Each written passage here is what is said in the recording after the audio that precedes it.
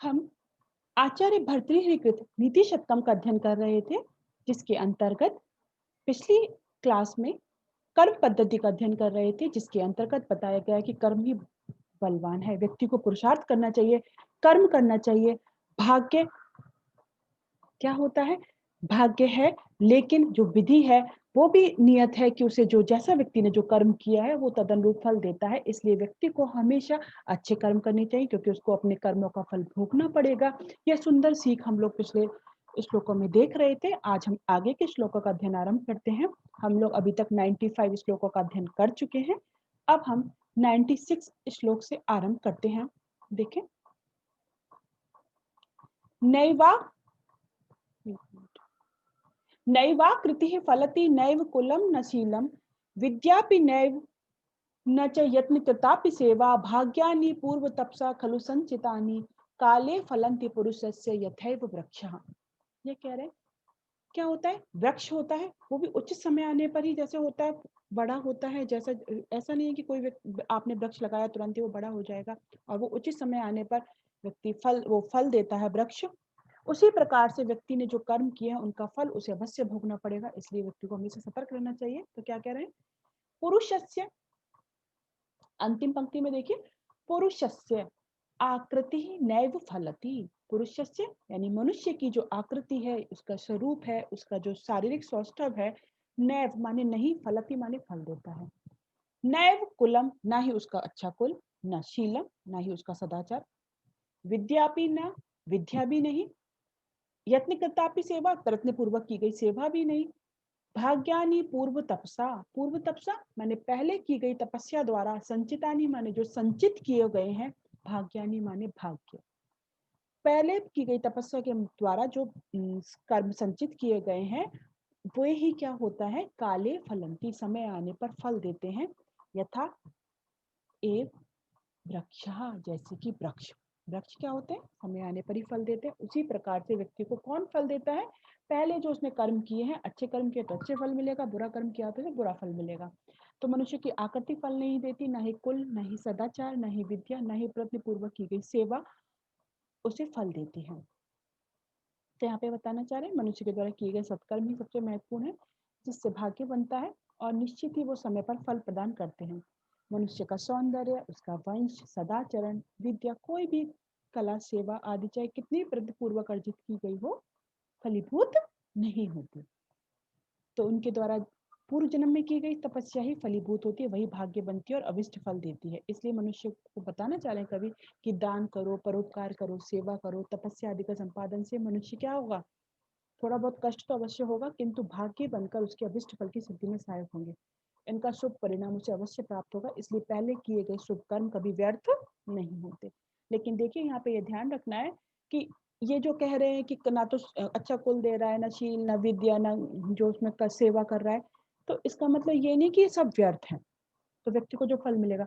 लेकिन हाँ ठीक है, अभी आपको जो फल मिल रहा है हो सकता है उसमें आपने जो पूर्व जन्म में जो कर्म किए हैं वो आपको फल दे रहे हैं। तदनुरूप क्या हो सकता है? आप कर्म तो अच्छा कर रहे हैं, कई बार देखने को मिलता है, लेकिन फल व्यक्ति क्या है? दुखी है, कष्ट में है, कुछ चीजें उसको, तो वो सोचता है कि मैं तो अच्छा करता हूँ तब भी मुझे, तो ये उसकी पूर्व जन्मों के कर्म है जो उसे फल दे रहे हैं। लेकिन हम जो इस जन्म में जो अब वर्तमान में कर रहे हैं वो हमारे आगे का भाग्य बनेंगे। इसलिए हमेशा ये जो हमारे जो हमारी सेवा है, तपस्या है, हमारी जो विद्या है, ज्ञान अर्जित करें, जो हमारा सदाचार है, अच्छा आचरण है, ये सब हमारे लिए आगे अच्छा भाग्य बनेगा। इसलिए सदैव अच्छे कर्मों में रत रहना चाहिए, सदैव अच्छे कार्य करते रहना चाहिए। उसका फल आज नहीं मिल रहा, वो हम अपने प्रारब्ध को भोग रहे हैं, लेकिन आगे जाकर के वो कर्म संचित होंगे तो हमें उन्हें भविष्य में फल मिलेगा। इसलिए हमेशा अच्छे कर्म करना चाहिए। तो व्यर्थ नहीं है वो कर्म भी जो आप अब कर रहे हो, जो अच्छे कर्म है। यहाँ पे ये बताना चाह रहा है, बसंत तिल का छंद है, सारी क्रियाओं का एक उससे संबंध होने से दीपक अलंकार है, उपमा अलंकार है। यहाँ पे अगला श्लोक देखो, वने रणे शत्रु जलाग्नि मध्ये महार्णवे पर्वत मस्तके वा सुप्तम प्रमत्तम विषमस्थितम वा रक्षन्ति पुण्यानि पुरा कृतानि। क्या कह रहे हैं? पहले किए गए पुण्य कर्म ही मनुष्य को सब जगह और सब परिस्थितियों में रक्षा करते हैं। व्यक्ति ने जो जैसा कर्म करा उसकी रक्षा हो ही जाती है। तो यानी क्या कहना चाह रहे हैं? व्यक्ति का पूर्व के कर्म है उसकी रक्षा कर रहे हैं, तो आप अब अच्छा कर्म करोगे तो आगे आपकी अच्छा होगा ही, डेफिनेटली ये बात है। क्या कह रहे हैं यहाँ पे देखो, पुराकृतानि, नीचे नीचे अंतिम नीचे श्लोक की सबसे अंतिम पंक्ति को देखो। पुराकृतानि माने पहले किए गए, पुण्यानि माने पुण्य कर्म, पहले व्यक्ति ने जो पुण्य कर्म किए हैं वे, पुरा माने पहले, कृतानि माने किए गए, पुण्यानि माने पुण्य कर्म, वने यानी जंगल में हो, रणे या युद्ध स्थल में हो, शत्रु जलाग्नि मध्य, शत्रु के मध्य जल अग्नि आदि के बीच में, महार्णवे माने महासमुद्र में हो, अथवा पर्वत मस्तके व, पर्वत की सबसे ऊंची चोटी पर हो, सुप्तम माने सोई हुई अवस्था में हो, प्रमत्तम माने असावधान हो, अथवा विषम स्थितम जो आपत्तिग्रस्त स्थिति में है, ऐसे कोई कष्ट की स्थिति में, दुविधा की स्थिति में है, तब कौन उसकी रक्षा करता है? पुण्यानि, उसके द्वारा किए गए पुण्य कर्म उसकी रक्षा करते हैं। जो व्यक्ति ने अच्छे कर्म किए, पुण्य कर्म किए, वो उसकी सदैव रक्षा करते हैं। यहाँ पे ये भाव बता रहे हैं कि कोई कैसी भी स्थिति में है। तो कई बार आप देखते होंगे कि खुद भी हम लोग सामान्य जीवन में महसूस करते हैं, अपने जीवन में भी, और औरों को भी देखते हैं कि कोई बहुत अधिक मुश्किल में था या ऐसी स्थिति में फंसा हुआ था जहाँ पे कोई नहीं था, वहां पे भी उसकी कुछ ना कुछ सहायता हो गई, वो बच गया। इस तरीके जो कार्य है जो दिखाई देता है, उसका कारण क्या है? उसके जो किए गए पूर्व जन्म के पुण्य जो उसने कर्म पहले किए हुए हैं, उनका फल वो भोग रहा है, इसलिए वो उसके लिए अब ये फल दे रहे हैं। तो मनुष्य के द्वारा पहले अर्जित पुण्य कर्म कभी व्यर्थ नहीं जाते, उसकी रक्षा सदैव करते हैं, चाहे व्यक्ति जंगल में रहे, चाहे सुनसान स्थान पर हो, युद्ध क्षेत्र में हो, चाहे सोया हुआ हो, चाहे आलस्य में पड़ा हुआ हो, कभी भी उसकी, यदि उसके साथ में उसके अच्छे कर्म है तो उसकी रक्षा हो ही जाएगी, उसकी रक्षा हो जाती है। इसलिए क्या कहना चाह रहे हैं? कभी सत्कर्म करो। तो इन्होंने कहा है कि शुभ कर्मों का शुभ परिणाम चाहे इस जन्म में प्राप्त हो, चाहे अगले जन्म में प्राप्त हो, प्राप्त होता अवश्य है। यह बात मैं पहले भी बता चुकी हूँ। अवश्यमेव भोक्तव्यम कृता कर्म शुभाशुभम, आप बच नहीं सकते, चाहे आपने जो कर्म किया है शुभ या अशुभ, उसका फल आपको अवश्य ही भोगना पड़ेगा। तो इसलिए इसमें सतर्क रहो, सावधान रहो, और हमेशा अच्छे कर्म करने के लिए कर्म में रत रहो, और सभी को अच्छे कर्म करने के लिए प्रेरित भी करो। उपजाति छंद है, दीपक अलंकार है। या साधुंश्च खलान् करोति विदुषो मूर्ख हितान् द्वेषिणः प्रत्यक्षं कुरुते परोक्षम् अमृतं हलाहलं तत्क्षणात् ताम् आराधय सत्क्रियां भगवतीं प्रोक्तुं फलं वाञ्छितं। हे साधो व्यसनैर्गुणेषु विप्लेश वास्थां वृथा मा कृथा। कभी सत्कर्म के महत्व यहाँ पे प्रतिपादित कर रहा है कि अच्छा कर्म सत्क्रिया यानी अच्छा कर्म करते रहो, उसी के महत्व यहाँ पे प्रतिपादित करते हुए कह रहे हैं, क्या कह रहे हैं? या सत्क्रिया, या जो आप नीचे हम देखें क्रिया आएगा, अच्छा शब्द जो है सत्क्रिया भगवती, तो सत्क्रिया जो है वो क्या करती है? खलान साधुन करोति, जो खल को भी, दुष्ट व्यक्ति है उसको भी क्या कर देती है? सज्जन बना देती है। मूर्खान विदुषा, मूर्ख व्यक्ति को भी क्या कर देती है? विद्वान बना देती है। व्यक्ति जो कर्म करता है तो सज्जन है, दुष्ट है वो भी सज्जन बन सकता है, जो मूर्ख है वो भी विद्वान बन सकता है। मूर्ख हितान देशुनः, मूर्खान विदुषा करोति द्वेषिणः हितान, जो द्वेषी है यानी शत्रुओं को भी क्या कर देती है? हितान यानी मित्र बना देती है, शत्रुओं को भी मित्र बना देती है। प्रत्यक्षम कुरुते परोक्षम अमृतम हलाहलम तत्क्षणात्, क्या करते हैं वो? परोक्षम प्रत्यक्षम कुरुते, जो परोक्ष है उसको प्रत्यक्ष बना देते हैं, और जो हालाहल है विष है उसको भी क्या कर देते हैं? अमृतम तत्क्षणात्, तत्क्षण उसको अमृत बना देती है। जो विष है उसको भी उसी समय अमृत कर देती है। तो क्या कहना चाह रहे हैं? हे साधु, हे सज्जनों, क्या करो? ताम आराधया, उसकी आराधना करो। किसकी? भगवती सत्क्रिया की, यानी सत्कर्मों की, अच्छे कर्मों की तुम क्या करो? आराधना करो। उसकी क्यों? वांछिताम फलम भोक्तुम, वांछित फल को यदि भोगना चाहते हो, इच्छित फल को, मनोचित यदि तुम फल भोगना चाहते हो, तो तुम क्या करो? उस भगवती सत्क्रिया की आराधना करो, क्योंकि व्यसन ही विपुलेशु गुणेशु वृथा आस्था माँ कथा। और इसके लिए, इसके अतिरिक्त क्या कह रहे हैं? तुम उसकी आराधना करो, परेशानियों से, इनको कह रहे हैं गुणों को, विपुलेशु जो विपुल है, अधिक मात्रा में भरे हुए, गुणेशु माने गुणों में, वृथा माँ कृथा, तुम क्या करो? व्यर्थ में रुचि मत करो, व्यर्थ में उनमें मत लगे रहो, आस्था माँ कृथा, उनमें आस्था मत करो। तो जो क्या करें? अच्छे कर्मों में लगो, ऐसा नहीं कि किसी में कि हमें जो मिल जाएगा अपने आप हो जाएगा, ये हमारे अच्छे सब कुछ है, अच्छा गुण है, ये है। तो ये सब मत सोचो, अच्छे कर्मों में लगो तो तुम्हें उसका फल अवश्य मिलेगा।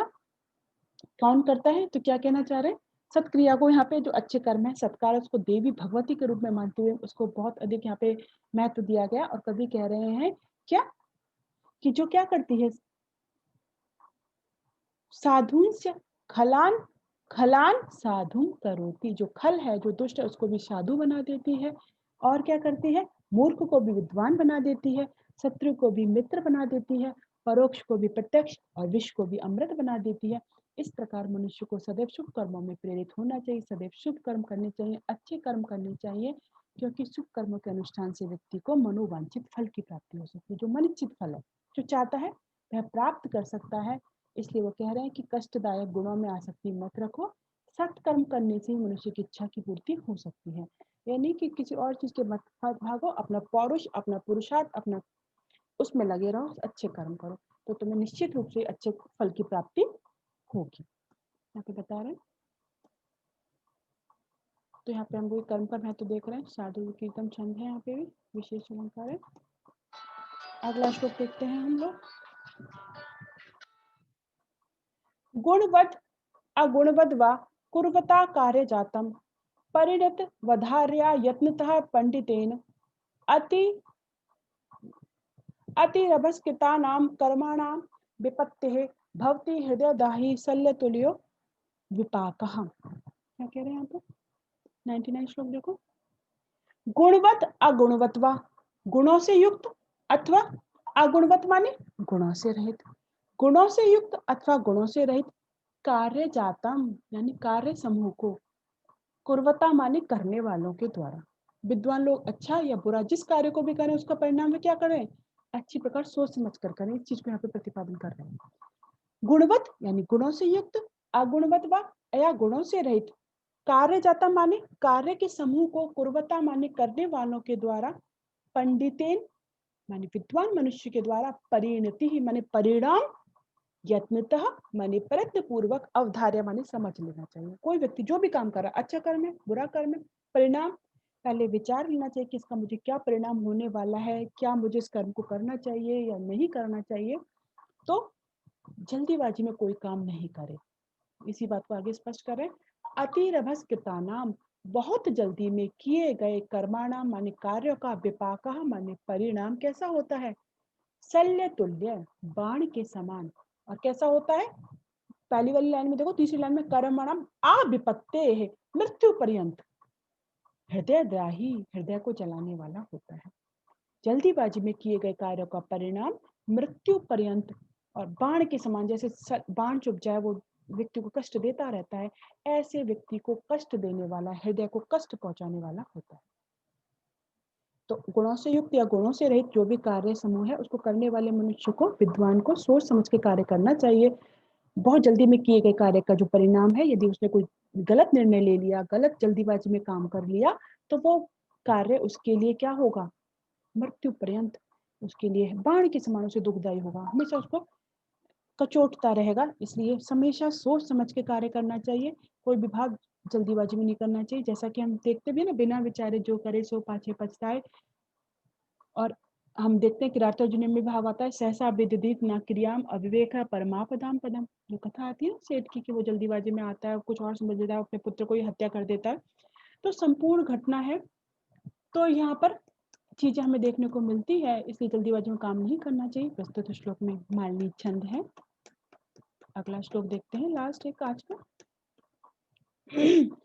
स्थाल्यां वैदुर्य मय्यां पचति तिलखलिम इंधनैश्चन्दनौघैः सौ वर्णैर्लाङ्गनाग्रे विलिखति वसुधा मर्कमूलस्य हेतोः छित्त्वा कर्पूरखण्डामृतमिह कुरुते कोद्रावाणां समन्तात् प्राप्य मां कर्म भूमिं न चरति मनुजो यस्तपो मंदभाग्यः। क्या कहना चाह रहे हैं, कि वह मंद है, मंद बुद्धि है, जो इस पावन कर्म भूमि पर, इस भारत भूमि पर आकर के कर्मों का आचरण नहीं करता, कर्म नहीं करता, वह तो मंद है। मनुष्य देह को प्राप्त करके सदैव अच्छे कर्म करने चाहिए, कोशिश करनी चाहिए कि मैं अच्छे कर्म करूं जिसका अच्छा फल प्राप्त हो। और वो व्यक्ति जो ऐसा नहीं करता, वो निसंदेह ही भाग्यहीन है, मंद है। कवि की दृष्टि में क्या कह रहे हैं, यह मंद भाग्य, जो अभागा मनुजः माने मनुष्य। लास्ट टाइम देखो, यह मंदभाग्य जो अभागा मनुजः माने मनुष्य, इमाम कर्म भूमिम, इमाम माने इस, कर्म भूमिम माने मनुष्य देह को, प्राप्य माने प्राप्त करके। जो अभागा मनुष्य इस कर्म भूमि को प्राप्त करके भी, क्या कह रहे, मंद भूमि को प्राप्त करके भी तपः न चरति। लास्ट पे पंक्ति में देखो, मनुजो यस तपो, तो तपः न चरति, तपस्या नहीं करता, कर्म नहीं करता है। जो अभागा मनुष्य इस कर्म भूमि को प्राप्त करके भी तपस्या नहीं करता है, वह तो अब कैसा आचरण कर रहा है। देखो तीन सुंदर सुंदर उदाहरण समझा रहे। सह वैदुर्य मय्याम स्थाल्याम, वैदुर्य मणि की बनी हुई बटलोई में, बहुत ही बहुमूल्य मणि है, उनकी बनी हुई बटलोई में क्या कर रहा है, और कैसी, चंदनौगही ईंधनई, चंदन की लकड़ियों से, लकड़ी भी बहुमूल्य है, चंदन की लकड़ी, उसमें क्या कर रहा है, वैदुर्य मणि की बनी हुई बटलोई में चंदन की लकड़ी से तिल की खली को पका रहा है। मानो ऐसा व्यक्ति कार्य कर रहा है कि इस भारत भूमि पर, इस पुण्य भूमि पर, इस कर्म भूमि पर आकर भी वो क्या कर रहा है, अच्छे कर्म नहीं कर रहा है, तपस्या नहीं कर रहा है। तो मानो वह वैदुर्य मणि की बनी हुई बटलोई में चंदन की लकड़ी से तिल की खली को पकाता है। और दूसरी चीज क्या कह रहे हैं, अर्क मूलस्य हेतु, लास्ट में देखो सेकंड लाइन के लास्ट में, अर्क मूलस्य हेतु, आंख की पेड़ है, आंख की जड़ को पाने के लिए क्या कर रहा है, सौवर्ण ही माने सोने के बने हुए लांगल आगरे, लांगल माने जो हल होता है, सोने के बने हुए हल के अग्रही माने अग्रभाग से वसुधाम विलिखति, वसुधाम माने पृथ्वी को, विलिखति माने जोतता है। मानो आंख के पेड़ जड़ को पाने के लिए सोने के बने हुए हल से पृथ्वी को खोदता है। और तीसरा क्या कह रहे हैं, जैसे कि मानो छित्वा कर्पूर खंडान वृत मिहा कुरुते कौद्रवाणाम समन्तात, कर्पूर खंडनाम माने कर्पूर के टुकड़ों से, कौद्रवाणाम माने जो कौद है उसके जो ये धान्य विशेष होता है जो आराम से आसानी से उग जाता है जंगल में, तपस्वी लोग आदि यूज करते हैं। तो जो कौद है उसके लिए क्या कर रहा है वो, उसकी रक्षा के लिए समन्तात माने चारों ओर, कर्पूर खंडान कपूर के टुकड़ों की क्या बना रहा है, एक तरह से वो दीवार बना रहा है ताकि उसकी रक्षा हो सके। तो वो ऐसा प्रयास कर रहा है। तो यहाँ पे ये बहुत ही सुंदर भाव हमको देखने को मिलता है कि वो मनुष्य, बहुत ही सुंदर उदाहरणों से समझाया गया है कि कैसे एक व्यक्ति जो इस कर्म भूमि पर आकर भी कर्मों का आचरण नहीं कर रहा, वो इस प्रकार जीवन यापन कर रहा है जैसे कि मानो वैदुर्य मणि से बनी हुई बटलोई में तिल की खली को पका रहा है चंदन की लकड़ियों से, और आंख की जड़ को प्राप्त करने के लिए सोने के हल के अग्रभाग से पृथ्वी को खोद रहा है, ऐसा व्यक्ति है वो। और क्या कर रहा है, स्थाल्याम और कर्पूर खंडान वृत्तमिह कुरुते कौद्रवाणाम समन्तात, और वो व्यक्ति क्या कर रहा है, कर्पूर के टुकड़े करके कौद के चारों ओर घेरा बना रहा है ताकि उसकी रक्षा हो जाए, जबकि उसकी रक्षा करने के लिए इतनी मेहनत करने की आवश्यकता है ही नहीं। तो यहाँ पे वो व्यक्ति इस प्रकार के प्रयास कर रहा है। तो व्यक्ति को यहाँ पे क्या सीख देना चाह रहे हैं कि आए हो कर्म भूमि में तो कर्म करो, अच्छे कर्म करो, सत्कर्म करते रहो, क्योंकि उसका फल अवश्य मिलेगा और व्यर्थ कोई कर्म नहीं जाता है। अच्छे कर्म में व्यक्ति को हमेशा लगे रहना चाहिए, और जो व्यक्ति आकर के इस कर्म भूमि पर कर्म नहीं करता है, मानो उसका मानुषी देह, मानव जीवन व्यर्थ ही है, वो मंदभाग्य है, कवि की दृष्टि में वो अभागा है। इसलिए व्यक्ति को हमेशा कर्म करने चाहिए। उसकी तुलना कवि ने एक मूर्ख से, एक मंदभाग्य से, भाग्यहीन व्यक्ति से की है जो कर्म का आचरण नहीं करता है। इस प्रकार कवि उपदेश देना चाहते हैं कि आपने जो अमूल्य मानव देह धारण की है तो सत्कर्मों में सदैव प्रवृत्त हो, अपना कल्याण करो, दूसरों के कल्याण में भी हमेशा प्रवृत्त होना चाहिए। इस प्रकार यहाँ पे बहुत ही सुंदर भाव हमको देखने को मिलता है। यहाँ पे निदर्शन अलंकार है, और दिखने में जब दिख रहा है हमें अवन वस्तु संबंध उपमा परिकल्प का, और यहाँ पर कौन सा छंद है जब हम देखेंगे 19 वर्णों का, सॉरी यहाँ पे 21 है, एक यहाँ पे 21 वर्ण दिखाई दे रहे हैं। तो हम यदि देखते हैं यहाँ पे श्रद्धा छंद है, मृभ्नैर्यानाम त्रयण त्रिमुनि यतियुत श्रद्धा कीर्तिते हैं। ये सारे छंद आदि हम लोग विस्तृत रूप से पढ़ चुके हैं पूर्व में। आज की क्लास हम यहीं तक रखते हैं, आगे का अध्ययन हम आगे करेंगे। जैसा कि मैं पहले भी बता चुकी हूँ, नीति शतकम में वैसे 100 श्लोक होने चाहिए थे, लेकिन प्रत्येक रूप से कुछ लोग किसी श्लोक को थोड़ा आगे कोई पीछे, तो हमें और श्लोक प्राप्त होते हैं, संख्या में लगभग 125 के आसपास है। तो आगे के श्लोकों का अध्ययन हम आगे देखते हैं। आज हम यहीं तक रखते हैं।